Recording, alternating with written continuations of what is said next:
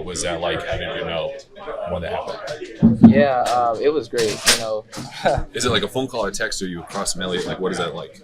Yeah. So whenever I came into the building and everything, I would say hit me whenever I signed the contract. That was the main thing first. Who got to tell you, or did you tell them a counteroffer? Like, what? Who had the last say? I suppose. I would say we agreed, so it wasn't to where who had the last say. Yeah, you know what I mean. Not competing, but like sometimes it's sitting across the table. Other times it's over the phone. Yeah. So I mean, I talked to the girl and I also talked to Elliot. Cool. What did that moment mean to you? Oh, it meant a lot. Like I said, I was drafted here, so seeing the value that they love that I bring certain things to the table, and then also being a part of an organization that I've been here from the beginning all the way to now.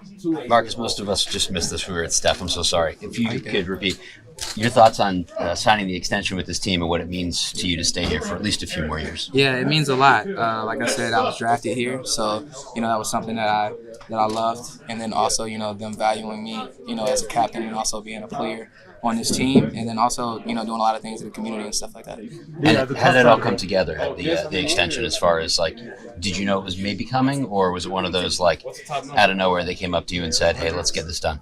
So it's like you never know until you do have communication. I didn't have an agent, so we basically did it through me and everyone up in the front office, so like Gro and Elliot and stuff, but I'm just glad to be here. The tougher side of the business, what was your reaction to Kyle and Keon moving on? Yeah, man, those are my guys. We all know it's a business at the end of the day, but it's definitely like best of luck to them and everything, and I want them to succeed as well. Marcus, what's it mean to you to, so Mike spoke to us earlier, he said you embody everything they're looking for in a player. So how does that make you feel? Great. The main thing is, sometimes the transition for players, with new coaches, it can be hard. But the first time I met Braves, he was at Tennessee, and, just the conversations of just talking to him and everything like that, I knew he was a good guy. So, bringing him here was a blessing. And then also, the standard that he always has to end up having. And then being a captain of this team and stuff like that, we're always eye to eye. Was that in the draft process, or was that before you said talk to Mike in Tennessee? Oh, yeah, that was the draft process, whenever I was going into it, yeah. Thank you. Appreciate it. No problem. Thank you. Team and your celebration certainly was a little bit of fun. It was obviously a lot of fun. It was something that we planned for, a little while now, a couple of weeks. You know what I'm saying? The guys been trying to get me in the end zone, Things kind of shook out this game. It was obviously something that we all enjoyed. I felt like as the first one, my first one here, we all should celebrate together. First ball game the first touchdown ball went to the training room, so shout out to them. What did it mean to you to see the team celebrate that way? Because it seemed like everyone was like extra happy to see you get in the end zone for the first time. It was cool. It shows that team camaraderie. Everybody's pulling for each other. Everybody's excited for each other. I was just one of the last guys to touch it, so everybody wanted me to get in there. Nobody wanted it more than me, so it was just something cool. Why the training room? Why did the training room get the ball? Just because they helped me up to this point, get me right. The second one gonna go to the person that helped me the most in there, but the first one go to the training room just because it was an ongoing process. We always talked about me touching the paint, but I said the first one was gonna go there. They put in a lot of work. So. Key to carrying that. I hope I score plenty more touchdowns. I just do this to keep my hands strong. Key to carrying that momentum into this week. But I hope I get some more. Obviously we playing another good team, another sound team. You can see on TikTok they got some players in the back end that play extremely well. So just stacking another week. It's gonna be more about us. We kind of learn week to week that it's about us and being on the details. And I feel like we still haven't played our best ball yet, but we got a lot to look forward to. You look at the trade deadline. It's coming up Tuesday, but we saw Keon and Kyle go. How difficult is that? And you've seen this for years now over your career. I try not to pay too much attention to. I got to farm my own land. Obviously guys that you build a relationship as players, hate to see them go, but you wish them the best. And, I trust and, we all trust that our coaches and everybody in charge is going to do everything in the best interest of the team. So. Hey, Steph, across your many teams from your experience, how does confidence beget confidence? One more time. How does confidence beget confidence? Meaning the team does something well, they get confidence, and they become even more confident. Remembering where you were, we had a real different conversation in the beginning of the season, especially after those two losses. I'm pretty sure everybody right here can attest to that. Like, the conversation was different. Remember those conversations. Like, people had a lot of questions on what kind of team you want to be, what team you're going to be in the future. I said we were going to talk about it at the end of the year, so we're in that middle part right now, the middle of the season. You're not in a great spot, you're not in a bad spot. You know what I'm saying? Things can be better.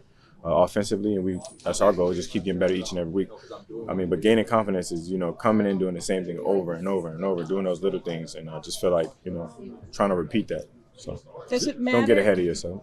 Does it matter to you guys in the locker room, or if you being 6-2 in first place, how active or not the Patriots are at the deadline? No, I mean, I don't control none of that. I mean, I feel like, what do I do? You know what I'm saying? Like, I just get open and catch the ball. I feel like just positioning and standing, like, it's the middle of the year. Shit, things can go another way. We got a lot of football left. So kind of what I said in the beginning of the year, you kind of got to just filter all that. Don't ride the roller coaster. You know what I'm saying? Where we are is where we are. You know what I'm saying? Lucky us. I'm happy to be where I am, but it's so much more out there for us as an offensive unit. That small piece that we play on this team, we try to play complementary football, but all I can talk about is the offense. I don't play too many special teams or defense, but, I trust the people that's in charge to grab what we need, and we're going to keep rocking and rolling. They're going to bring in guys that with the right mindset that's trying to win, so that's all. There's a video of you talking to Josh McDaniels on Sunday, sort of asking him, is everything good? Is there a message? Yeah, he didn't tell me that he was mic'd up, man. That's the last time I talked to him. I was going to say, is that something you've been doing all season, and why is it important for you to do that? Just because, I'm out there. I'm a receiver, but I'm also out there. You know what I'm saying? I consider myself one of the leaders, so, anything that he wants to be echoed or, as an OC, you kind of got a different vantage point. Like, some people call it from the box, some people call it from the sideline. He calls it from the sideline. So he kind of has that temperament of seeing where people are, and he can see it in people's faces, too. So, I'm just trying to be another beacon out there, another guy that can echo whatever it is, whether you starting fast, urgency, getting out the huddle, details, just those small tidbits that kind of keep us on the right track.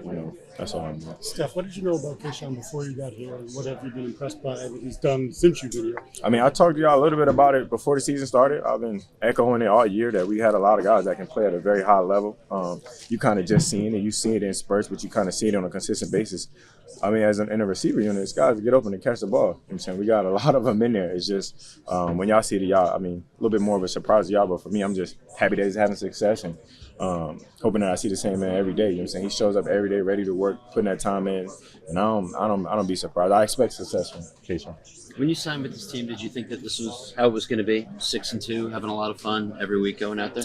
I miss Cleo, man. Of course I did. I'm just kidding, but I try not to take it that way. I just looked at it as like, we got a young quarterback, you know what I'm saying, new team, a lot of new faces on this team. So hopefully that things go as planned. But you never plan for things to go, extremely well. You just kind of got to pray for them and work for them even better. Like, I look at it as I had the right group of guys around me, you know what I'm saying, a lot of hardworking guys, even the coaches down to the coaches, guys who really, dedicate their time to the craft. So for me, I didn't go in with any, expectations or anything like that. I'm gonna just put my head down and work, and that's where we are right now, halfway through the season, just putting that time in. What was the inspiration behind the Key and Peele celebration? Oh, it's going to be more of them. It's going to be more of them. 2 pumps next time, and then the third one. Talk to Ravens about the third one. We'll see if we get a flag or something. How nice is it to have a team where you can give input, Drake? You come out at halftime adjustments and you move the ball up and down the field. How nice is that as a group? You're almost like your own team right now on offense, being able to rely on each other that way too. It's that communication. Like, it's not rigid and it's not abrasive. Like, you can go in and be like, hey, I don't know what you're seeing, but let me know what you're seeing right here. Might have something here. Might want to work this route a little differently. Might want to do these things a little differently. Just that having that open line of communication puts you in a nice little comfort space of being like, I can talk to my quarterback. I can talk to my OC. Like, look, can we get aggressive right here? Can we do this? Like, they always are open for suggestions. You know what I'm saying? Whether we do it or not, you know how it is. But you know what I'm saying? They're open for suggestions. They're open for conversation. And Drake's not scared of it, so I appreciate it. Is it not like that anywhere else? I mean, everybody's different. I feel like I've been in the league for a long time. I've heard a lot of stories about quarterbacks around the league, too. So everybody's different. Everybody handles things a lot differently. I don't know how Tom was before I got here about stories, but I can't imagine too many people telling him to throw me the ball. Thank you. Thanks. Just the first thing I wonder is, this is the time of the year. Trade deadline's about a week from now, and obviously 2 guys who you played with, but Kyle and Keon no longer here. Your reaction to that and sort of the idea that this team is obviously trying to get better and better? Yeah, I mean, it hurt. Those are two of my closest friends I talk to a lot, but I mean, it's a business at the end of the day. Happy for them. They get to go get a new fresh start, and here we're focused on the Falcons and getting ready for them. On the other hand, Marcus Jones got extended. How happy were you for him to see that? Yeah, so excited, so happy like I said, he deserves every penny. He makes plays for us, not just on defense, but on special teams as being a returner. He's a great person, great leader. Always, got high energy, always laughing, always smiling. So happy for him that he deserves it and that he gets to, get that payday and enjoy it with his family and his loved ones. What should I say to you as far as, you go out there, do your job, do it well. There's an opportunity here to stay and keep growing under Mike Vrabel. One more time. As a player, what does it say to you, the message from, you play well, you do well, you excel, and buy in. There's room for a player like him, a player like you, anybody else in the future. Yeah, I mean, you like it, you like to see it. But I mean, that's not like our goal, our main goal right now. We're just trying to win games, stack games, win some home games. Take it week by week, and I feel like I've said this, but everything comes to winning. We go out there and win. Everybody's happy. How do you feel physically? I think you're getting better and better each week the way you're moving out there. I feel good. I'm good. Drake London returned to practice today. One, is that something you hope to match up with? And just two, what did you see from him on? Yeah, Drake's he's a great receiver. He can do a lot. Runs really good routes for how big he is. Great catch radius. He's a great target for Mike. They got a great offense. Mike, Bijan is Bijan. So I mean, they got a great offense over there, and we're ready for the challenge. Christian, can you take us through the process of preparing for two different quarterbacks for the possibility of you got Penix on one hand and you got Cousins on the other? What's that like for you as far as trying to figure out who might be there or your preparation? Yeah, I mean, it changes a little bit, but not too much. They still get to their plays. They're going to find ways to get to their plays. And I mean, Kirk has done this game for a long time, so if it's him playing, there's no drop off. He's a very, very good quarterback, done at a high level for a long time. So we just gotta focus in on our details, and whoever's out there gotta do what we gotta do. Christian, did you see Drake at all in college? Did you guys play against each other at all? I did. How did that go? He got me. I got him. We got each other. We made some good plays. But yeah. Can that help you at all? I know it's years ago now, but can it help you at all before you maybe see him this weekend?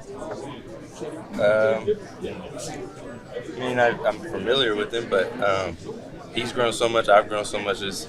I was a sophomore, so it was a long time ago. But I mean, I guess not that long ago. But he just focused, getting ready like every other week.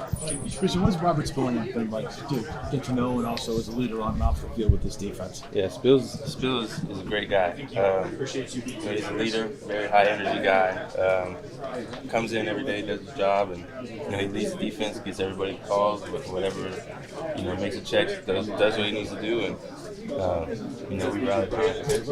I was going to say, do you rally behind that second half? He came out in on fire, but he did feed down off that energy as a defense. Oh, for sure.